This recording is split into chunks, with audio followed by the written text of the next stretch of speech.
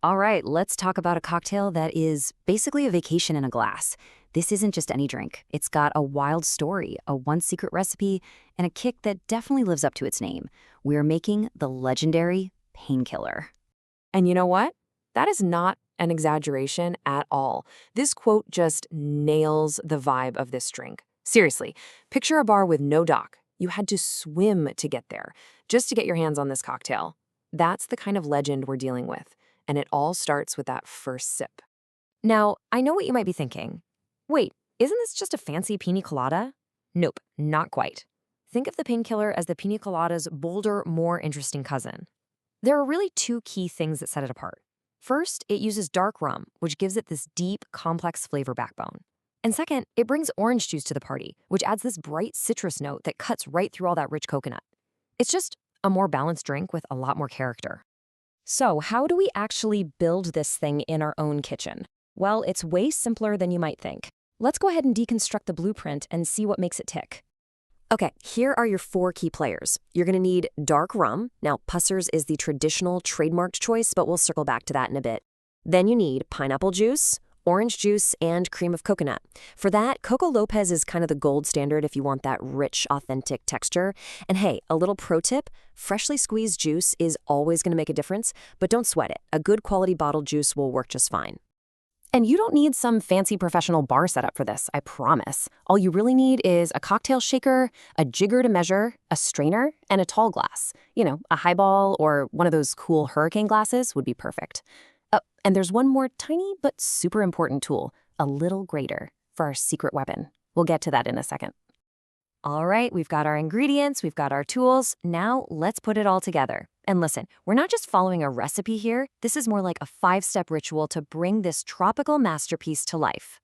Okay, here's where the magic happens. Step 1, fill your shaker up with ice. Step 2, pour in 2 ounces of that dark rum, 4 ounces of pineapple juice, 1 ounce of orange juice, and 1 ounce of the cream of coconut. Now, step 3 is crucial. Shake it like you really mean it. I'm talking a good 20 seconds until the outside of that shaker is all frosty and ice cold to the touch. Step 4, strain it over some fresh ice in your glass. And step 5, well, step 5 is so important, it deserves its own moment. Seriously, whatever you do, do not stop here. You've done all the hard work, but the most important step is coming up. This is what separates a pretty good painkiller from a truly great one.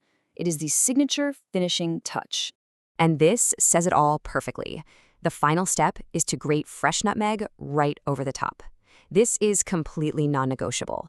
That little dusting of warm spice is the key that unlocks everything else.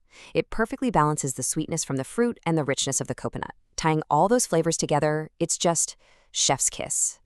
So now that you know how to make one, let's talk about where it came from.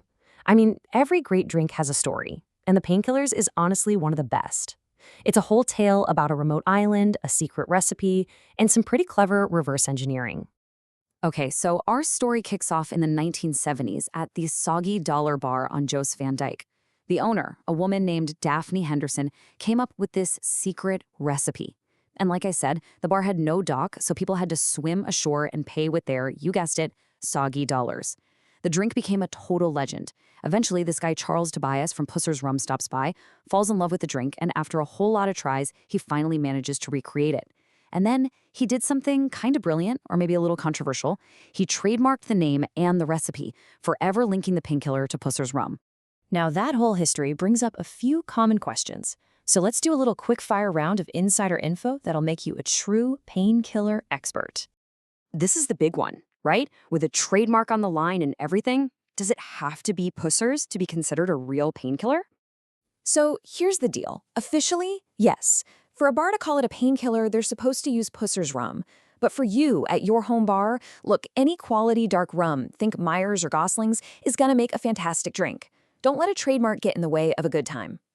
Okay, but what if you're in the mood for something a little more slushy-like? You know, for a really hot day. Can you blend this thing? Oh, absolutely, and it couldn't be easier.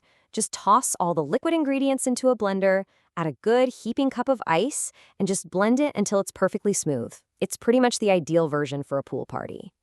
And for anyone who's curious, what are we looking at calorie-wise? Well, a single painkiller clocks in at around 300 calories. But let's be real here. This is a vacation in a glass.